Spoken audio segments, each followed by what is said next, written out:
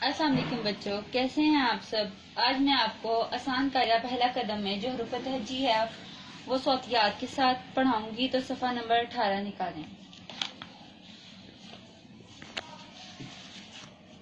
ये देखें, जैसे कि आज मैंने जो आपको हरूफ तहज्जी पढ़ाना है वो है रे।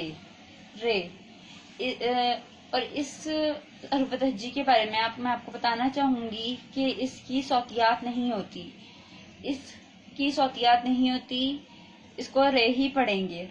रे रेलगाड़ी, रे रेलगाड़ी, रे रेलगाड़ी, रे रीच, रे रीच, रे रीच, रे रिक्शा, रे रिक्शा, रे रिक्शा, रे रेलगाड़ी, रे रीच, रे रिक्शा। तो बच्चों आप इसे पढ़ें, रंग भरें और पेंसिल पढ़ें। अल्लाह हाफिज।